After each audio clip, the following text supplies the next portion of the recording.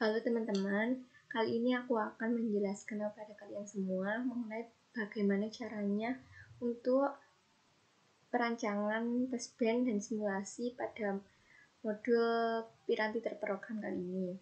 Itu pertama kali yang aku lakukan yakni membuka software IC Design Suite 14.7.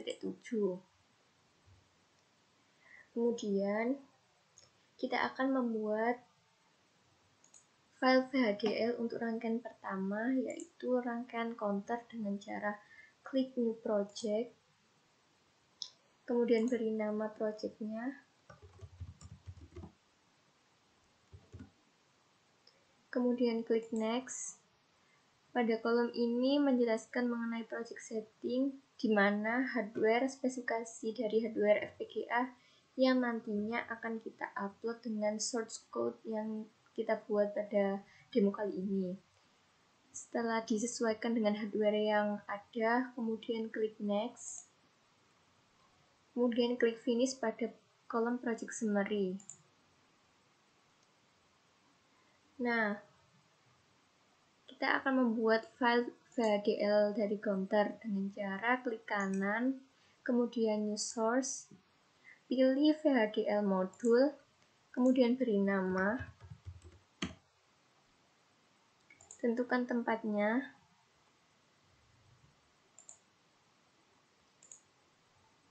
kemudian klik Next. Untuk kolom ini akan saya lewati karena pada percobaan kali ini saya akan membuat definisi pinnya menggunakan cara manual, menggunakan teks. Jadi untuk define modulnya kita lewati saja. Kemudian klik Finish. Setelah itu akan kita dapat file counter.vhd. Nah, di sini saya akan copy paste dari code yang sudah saya coba sebelumnya pada percobaan counter ini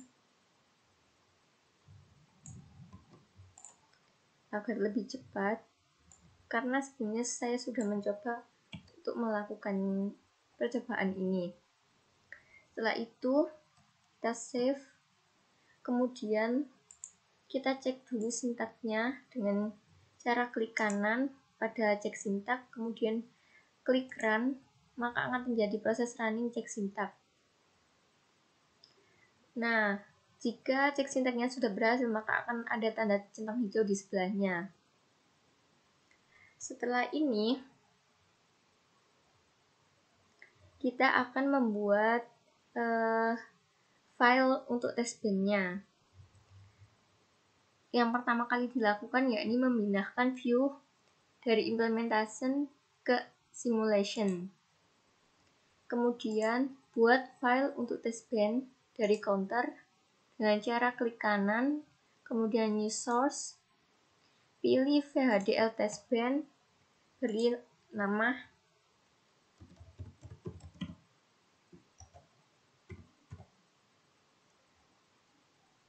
kemudian klik next. Karena file sebelumnya hanya satu, yakni counter, jadi kita pilih counter, kemudian next, dan klik finish.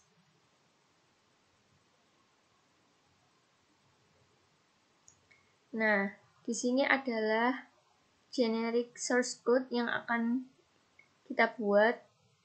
Ini secara otomatis sudah integrated waktu membuat file VHDL-nya. Jadi kita akan edit sedikit pada bagian stimulus prosesnya.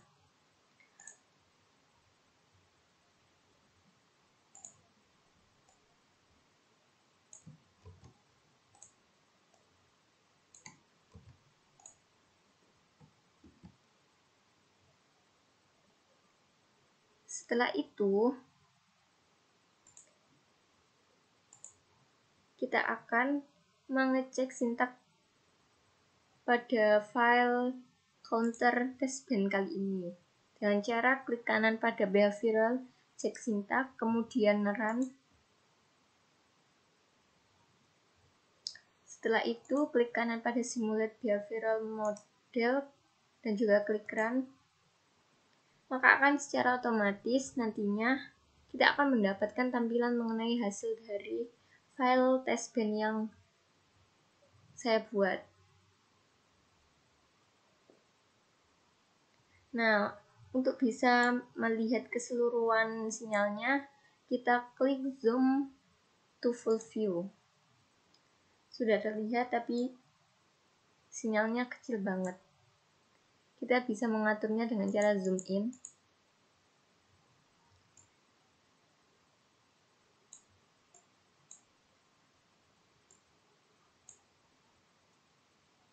Nah, di file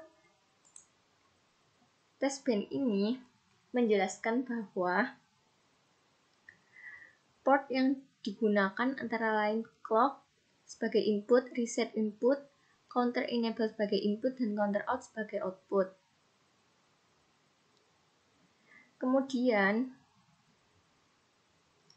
pada saat clock-nya berlogik 0, kemudian menunggu clock periodnya berdua, setelah itu akan clock-nya berlogik 1.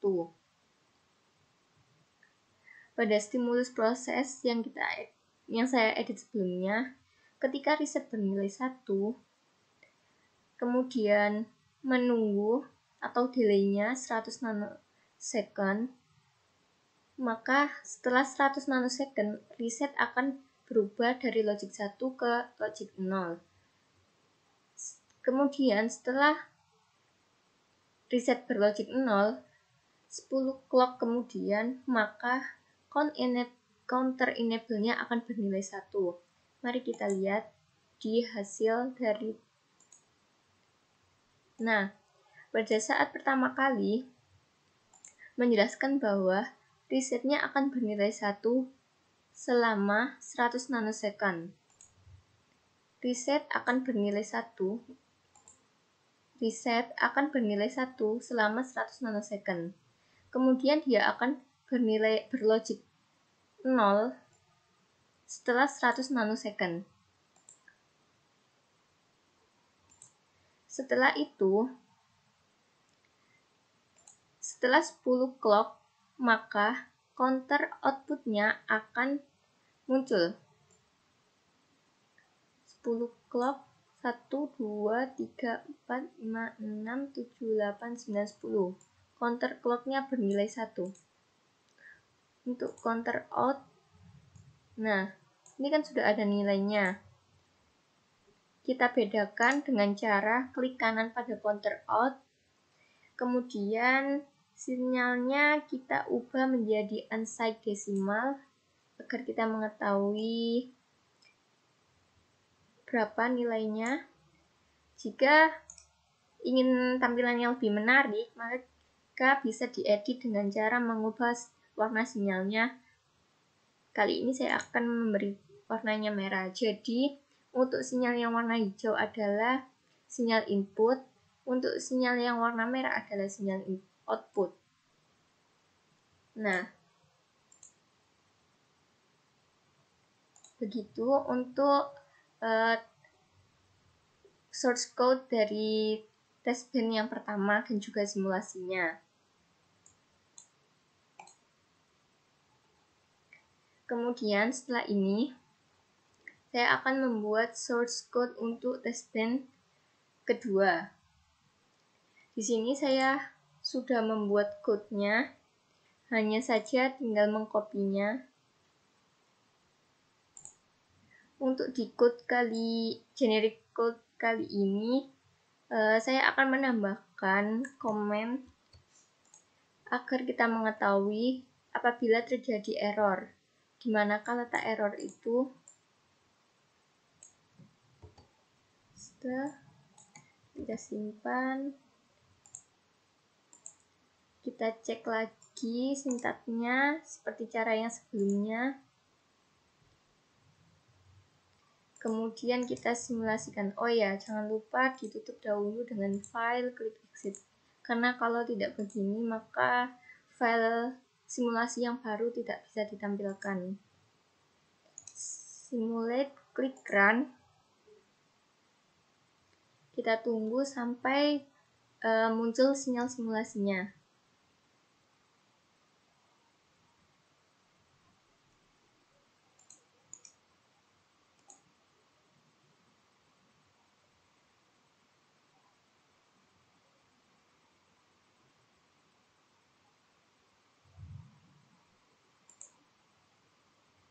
Nah,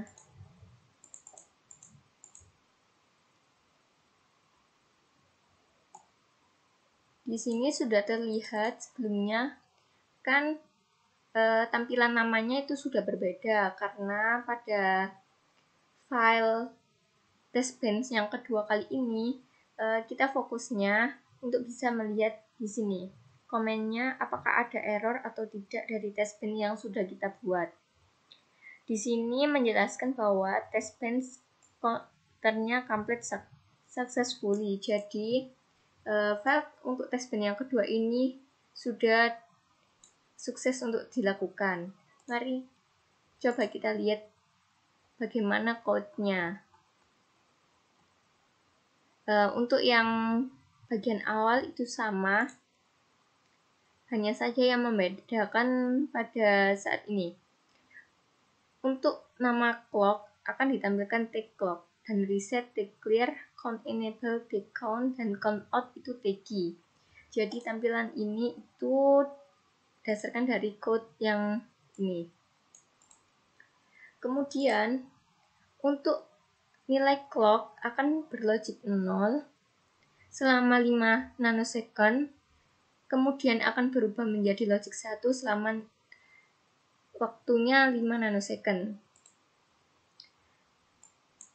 Clocknya bernilai 0 selama 5 nanosecond, kemudian bernilai 1 selama 5 nanosecond. Jadi total satu clock itu 10 nanosecond. Sudah betul. Kemudian untuk take clear tadi itu reset akan bernilai 1. Mana tadi? Reset akan bernilai 1, maka outputnya akan 1. Resetnya bernilai 1.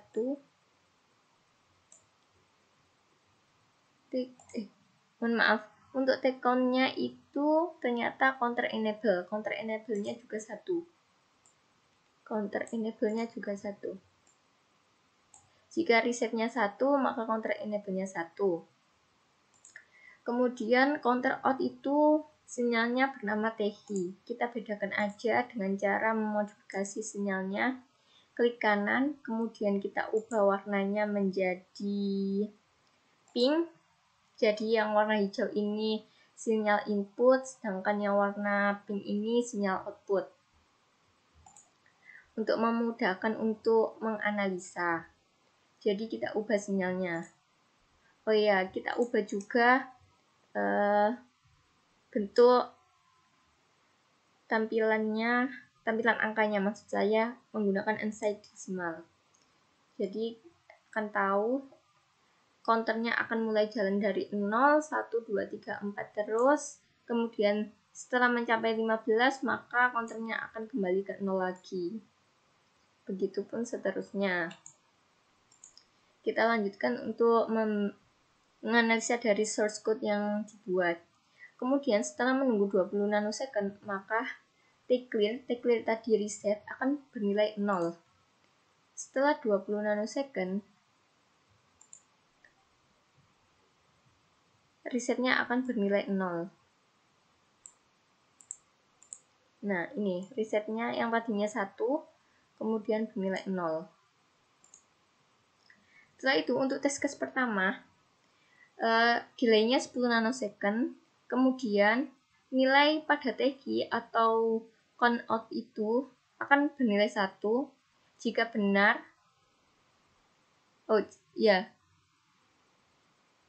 jika tidak benar, maka akan muncul tampilan file case 1. Jika benar, maka tidak ada muncul kata-kata file case 1. Jadi kita lihat pada setelah 20 nanosecond, kemudian menunggu 10 nanosecond, yakni ke 30, apakah bernilai 1 TG-nya? Ternyata benar, nilai 1. Jadi di sini tidak ada keterangan untuk file case 1. Begitupun juga untuk test case yang kedua. Sama, menunggu selama 10 nanosecond setelah waktunya 30 nanosecond, berarti 30 ditambah 10 berarti 40. Di saat waktu 40 nanosecond, maka T-key-nya harus bernilai 2. Kalau tidak 2, maka akan muncul tampilan failed case 2. Apakah T-key-nya bernilai 2? Ya, benar, ternyata T-key-nya sudah bernilai 2. Kemudian di test case yang ketiga juga sama, menunggu delay-nya 10 nanosecond setelah waktu test case kedua, berarti ditambah 10 nanosecond, yakni di 50 nanosecond. Apakah di waktu 50 nanosecond ini T-key-nya bernilai 3? Ternyata T-key-nya juga bernilai 3. Jadi pada tampilan konsol tidak ada tulisan atau informasi yang menjelaskan bahwa test case yang ketiga ini gagal.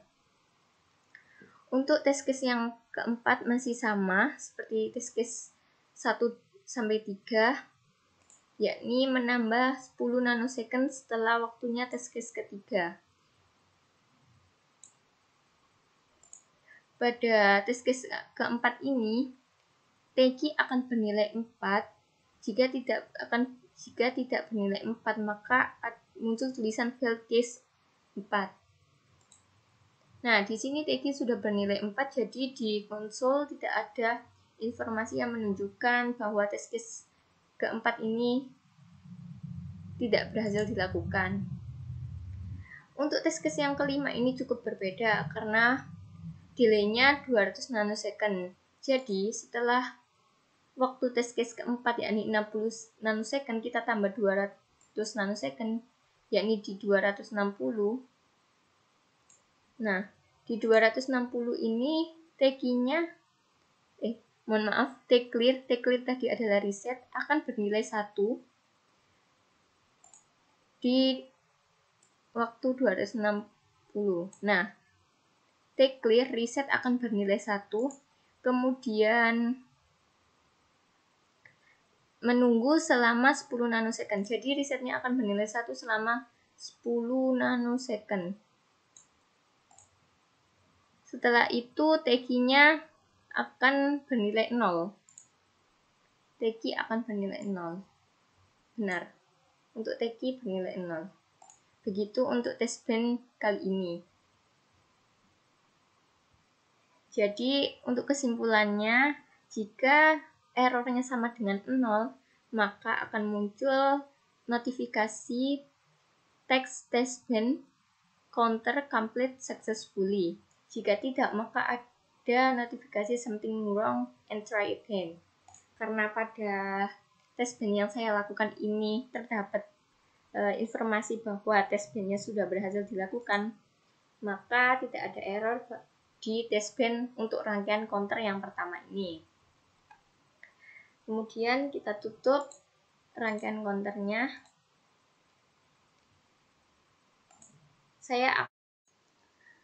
Oke teman-teman, aku lanjutin untuk bagaimana caranya membuat file perancangan test band untuk rangkaian counter 7A, maksudnya untuk rangkaian decoder 7 segmen.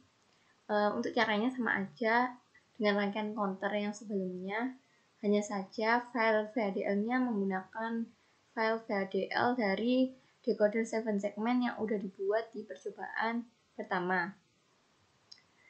Nah, ini file VHDL-nya udah aku buat di percobaan yang sebelumnya.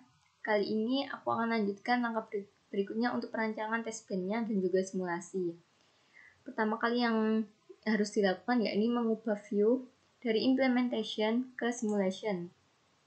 Kemudian buat file baru, new source, namanya TB maksudnya test band ya. Ini pastikan VHDL test bands. Kemudian klik next, pilih yang file 7 segmennya, kemudian klik next dan klik finish. Nah, di sini nanti akan terlihat bahwa file 7 segmennya berupa file test band. Tentunya udah ada layoutnya, tinggal disesuaikan aja. Udah bener entity-nya. Untuk portnya switch sebagai in dan segmen sebagai out. Segmen artinya 7 segmen ya. Ini switch, input, segmen. Nah, karena tidak menggunakan sinyal clock pada percobaan rangkaian 7 segmen ini, jadi sinyal clocknya bisa dihapus. Kemudian, nah ini untuk tampilan pada hasil simulasi atau hasil sinyalnya nanti. Jika switch berarti labelnya switch, kalau segmen, segmen. Clocknya dihapus aja. Kemudian edit yang stimulus proses. Nah, aku udah pernah nyoba dan udah pernah jalanin source code yang aku buat. Jadi aku tinggal copy aja file stimulus prosesnya atau source code-nya dan aku paste. Itu di save, baru kita jalanin. Untuk langkah-langkahnya sama seperti di file test band counter, yakni klik kanan pada behavioral check syntax untuk mengecek sintaknya apa ada yang salah penulisan atau tidak. Kita tunggu running prosesnya, akan muncul tanda centang hijau jika berhasil. Kita lanjutkan ke langkah berikutnya, yakni klik kanan simulate behavioral model, kemudian klik run.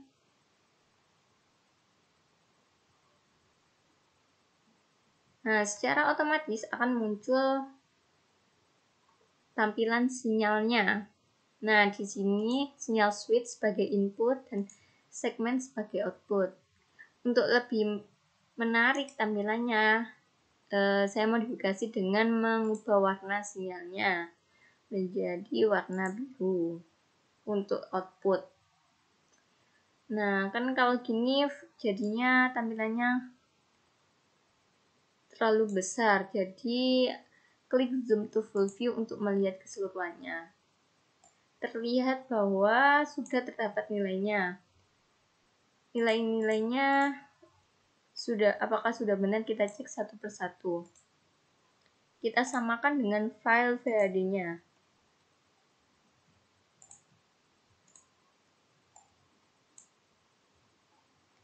Jadi untuk nilai switch-nya 0000, maka segmennya akan bernilai 11000000. Ternyata sudah benar. Kemudian selanjutnya, jika switch-nya bernilai 1, maka output 7 segmennya akan menunjukkan tampilan angka 1. Ini biner dari angka 1. Begitupun seterusnya. Ketika switch-nya bernilai 1 semua, maka coba kita lihat switch-nya ketika bernilai 1 semua.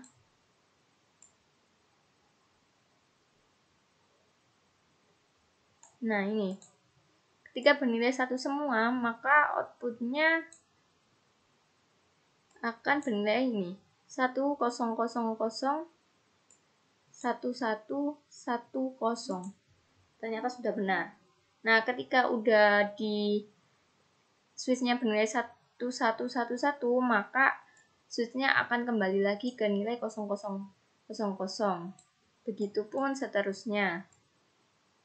Jadi di test band decoder 7 segmen kali ini sudah berhasil dan nilainya juga sudah sama sesuai dengan file VHDL yang dibuat sebelumnya. Untuk hasilnya sudah dapat dilihat seperti berikut ini.